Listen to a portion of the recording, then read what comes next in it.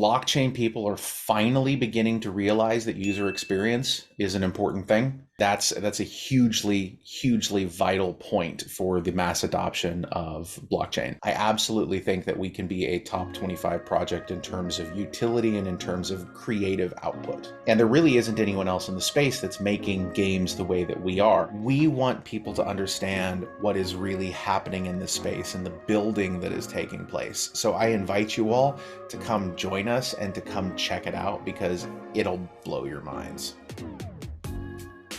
Right now, Jason, what excites you most about Gala and crypto at large? That's a good question, man. That's a good question. So for me, what excites me most about what we're doing at Gala is I like seeing the increased interaction between the various parts of things, as well as all of the plans that we've been building for years and years now finally coming to fruition. I was just in Discord last night talking to some of the community, and it's like I did a little leak for our Gala Gold Discord, and basically was just saying that, oh, we have this thing coming, and they're like, oh, we thought you guys weren't going to do that, and it's like, no, we're definitely doing it. If we say we're doing a thing, sometimes it takes longer than we want it to take, but if we say we're going to do the thing, we're going to do the thing.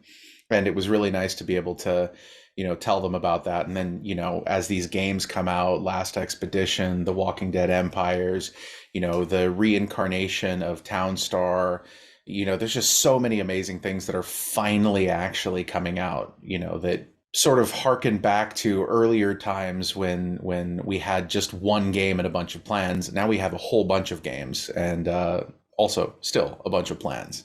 And then in crypto in general, I think the thing that excites me is that blockchain people are finally beginning to realize that user experience is an important thing. And that's a hugely vital point for the mass adoption of blockchain, because for the longest time, we've sort of been a little bit of a crypto elite, if you will, and sort of a little bit ivory tower. And it's very difficult for a normal person to approach blockchain. And that's finally starting to change and turn around. And I'm very excited to see that continue to happen. For those who don't know, I guess two-part question. Number one, what is Gala? And then number two, what has Gala accomplished since 2021 when it got on so many people's radar? Okay. So Gala is essentially a entertainment company crossing all verticals of entertainment. We started out with games. We're in film and we're in music. We've got 6 feature-length film projects that are currently moving forward in partnership with some pretty big names. We've got some awesome stuff going with the Gala music ecosystem. And of course, we have lots of games. We've got close to 50 different games that are currently in the ecosystem in various phases of production and testing and things like that. When we started 2021, when we got on a lot of people's radar, it started with 2 things. One, there was Townstar. And 2, we mentioned Mirandus as something that was coming. And Mirandus is an MMORPG that we're working on. And that was where we started. And where we've gone since then, we've probably done demos for close to 20 different games, full fleshed out vertical slices. We're beginning to penetrate the mobile markets with, some pretty popular games that are moving out into the mobile space. We've got Spider Tanks live. We've got playtests for things like The Walking Dead. We've got Last Expedition, which is hands down the most fun that I've had in a long time. We've got Superior, we've got Grit, there's just so much going on in terms of games. And there really isn't anyone else in the space that's making games the way that we are. There are some other games out there that are quite cool, but it's usually, you have a project and then there's this one game that is on that project, or maybe, a couple games that are super close and but all sort of in the same little tiny ecosystem. With us, you've got all sorts of things for whatever your play style is. There's something to lean in on. And we're working very hard to bring these to, esports, to make them much more competitive, to build out tokenomic structures that work for a variety of different game systems, while also, working to advance all of entertainment together and still, have a positive impact in people's lives. And so we've accomplished a hell of a lot in the past few years. Yeah. So like there's Gala Games, there's Gala Film, there's Gala Music. Correct. Is there a vertical that's the main focus? And then the broader question is, what vertical is best for tokenomics? Because I assume they're not all the same. They're not all the same. I will not speak to film and music. I'm not particularly deeply involved in that, so it would be very easy for me to misstate something. To answer your question directly, the Gala token is something that is used across the entire ecosystem. Okay, it's the thing that powers the Founders Node network, which runs Gala Chain, which is our L1 that we're in the process of releasing right now. We've got games live and running on it. It's what music runs on as well.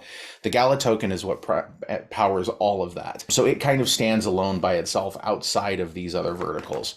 For my purposes, as you know, I am the quote unquote president of blockchain, barbarian path of the berserker. I have the best job title ever, I swear. From my perspective, I focus a lot on the overall tokenomics for the entire ecosystem. What does this look like for the founders nodes? How does this work going forward into the future? What does the L1 do? How does it do it? What third parties are coming to build on it? We're going to be making an announcement later this week that's, you know, pretty phenomenal about something that's coming to the Gala chain ecosystem. There's an entire new social media network that's going to be built on Gala chain. We're not building it. It's not our project, but there's a third party that is. And there's a lot of really, really cool stuff that is coming. So for me, that's where I focus most, is building out the larger, broader ecosystem. I am pretty heavily involved in games just because I really, really like games, but it's more of a passion than a job, if you will. Mm-hmm. And so if, you know, gaming succeeds or the film succeeds or music succeeds, is one of those better for tokenomics, or are you saying it's kind of just broadly all goes together? Get the Gala token, okay, powers all of it. Mm-hmm. Okay, so across the board. In terms of tokenomics, film and music each have their own very distinct models that are focused on like a listen to earn or a watch to earn type structure, but I'm not deeply involved in their tokenomic structures for that. But the Gala token itself is separate from any of the single individual verticals. A lot of the games function on different types of structures depending on the game. So for some games, you can have a system where, you know, a percentage of the tokens that are essentially paid in as revenue get paid back out to players. In other cases, you have secondary tokens, like Spider Tanks has its own token called Silk, which is used inside that. It really depends on several different factors. It depends on the contract that we have with the developer. Some developers really want their own token inside their game, others don't, or you know they're ambivalent to it. Some games, the play style is better suited to a new token versus just the continued use of only one token. So it really depends wildly on the specific game and how the economy is structured. What would you say is Gala's secret sauce that you guys have and not a lot of other people have? We actually ship games, man. We have like, and I hate, it's not as bad as it used to be. Like in 2022, when somebody would say like, hey, you know, come check this blockchain game out, and you go look at it and you're like, that's it, that's a game? That doesn't look like a game to me. And it was always a little bit embarrassing, right? Like if you were a gamer and you introduced a friend to a blockchain game in 2022, chances are your friend would think you were insane. Now, if you look at games like Last Expedition is insanely beautiful and fun and wildly crazy. I could even show you. I could like give you guys a little bit of alpha demo on stream if you want. It's UE5. It's absolutely gorgeous. I'm going to get myself absolutely demolished here in a second. So this game is most like what popular game would you say? I would say that this is a nice mix of, it's got some elements of like sort of your standard first person survival horror type games, but also the fact that you have to work with a team to capture a core, which is what I was walking to before I fell down this big ass hole. This is Last Expedition, and it is brutally fun. This is why you play it on a team though, because you can have a really, really fantastic experience with this and your friends. It's the new build, brutally fun. Like it is brutally fun. It's a PvP, PvE, first person shooter, extraction shooter where you drop onto a planet and you have to fight your way across this planet with your team while fighting other teams. It's a full-fledged, beautiful game. The team running it is headed up by Phil Wattenbarger, who was the project lead for Halo Infinite and the Call of Duty multiplayer editions for the last Call of Duty. So it's being made by a legitimate AAA team that makes legitimate AAA games, and it is a legitimately AAA game. And I absolutely love it. That's what I think is the secret sauce, honestly, is we make stuff. We deliver. Now, we had a really cool thing that happened 2 weeks ago where AWS went down. AWS like absolutely crapped the bed. Our entire community wanted to know if we could actually play games while AWS was down. And we were able to load up and take a look at the users and run the game on a node, which I think is super, super, super cool because our entire ecosystem is decentralized. So all of the video games that you see, most of those are running on actual user-owned nodes. I was looking at Dapp Radar Mm-hmm. gaming over the last couple years, and as far as games that get, the daily average unique user connecting to the blockchain on a daily basis, Splinterlands was number one. I think Yeah. Alien Worlds, those were like number one and number two regularly. Is Mm-hmm. that a metric that matters? And how do you guys compare with those? So this is one of the things, and this is in no way, shape, or form throwing shade at the guys over at Dapp Radar. They're amazing. The question is at what level is the blockchain integrated into the game? Okay. And it depends largely on what blockchain you exist on, whether that blockchain is something that they index or pay attention to, and what your gameplay experience is. You take a game like Splinterlands, for example, which is um, if I remember correctly, is on Wax, right? For a game on Wax, it's really easy to produce It's NFTs. either It's Wax or really Hive. It's one of those.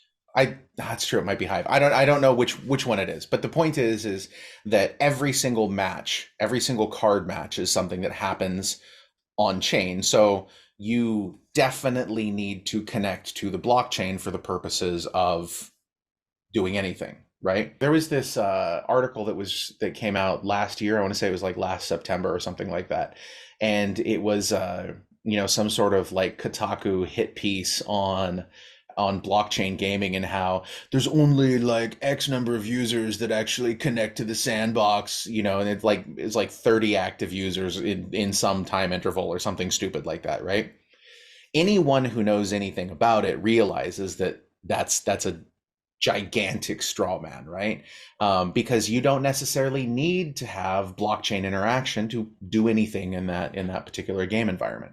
Some of our games are like that, where you don't necessarily you can play Last Expedition without connecting to a blockchain because your main items are just ownable items that you happen to own, and if you don't have to move them, you don't have to initiate a transaction to play a game, right?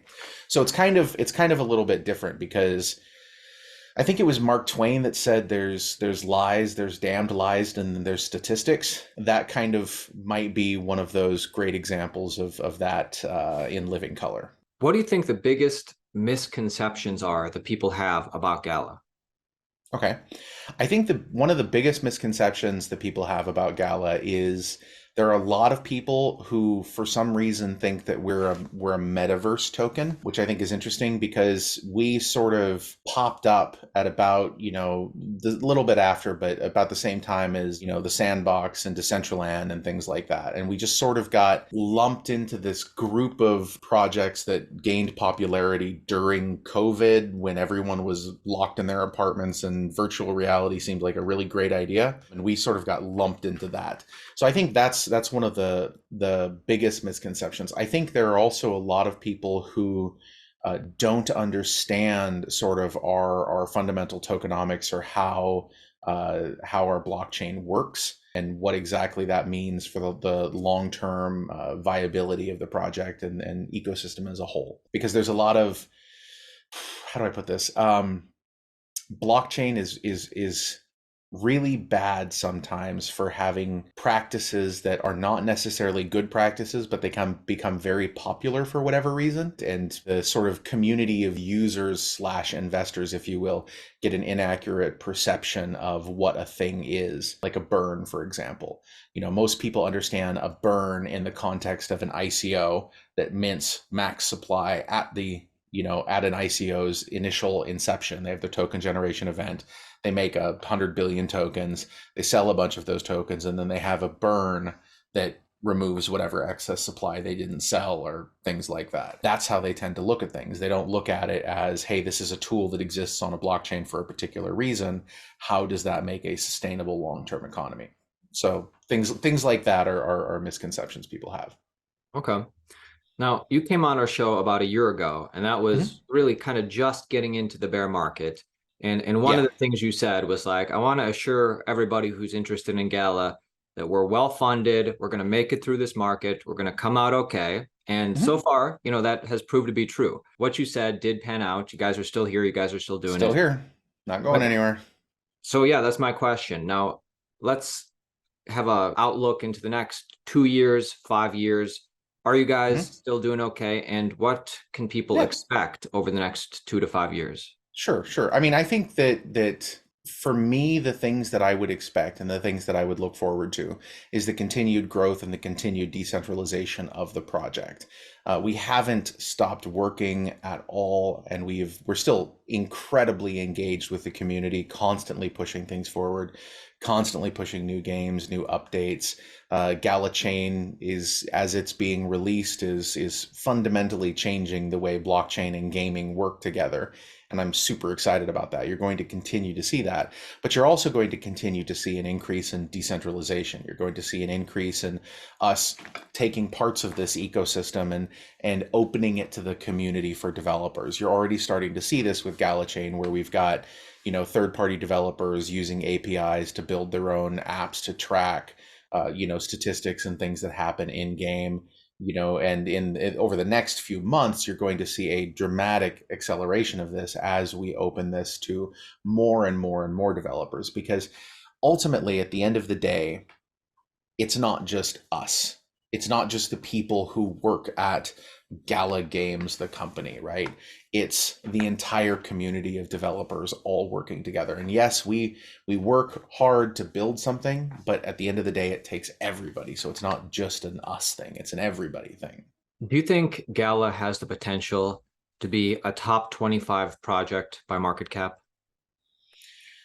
I am extremely hesitant to make a statement about that, because if I were to make a statement about market cap, I am making a statement about token price, and that's not a thing I can do. What I can tell you is that in terms of relevance and utility and things that we're actually building and the ecosystem and what's coming into the ecosystem, I absolutely think that we can be a top 25 project in terms of utility and in terms of creative output. Can I say Okay. that? Does that work? I think that works. That works, man. Yeah, I just want to know what you truly think, and that does give me some insight and help me I, understand it. we're very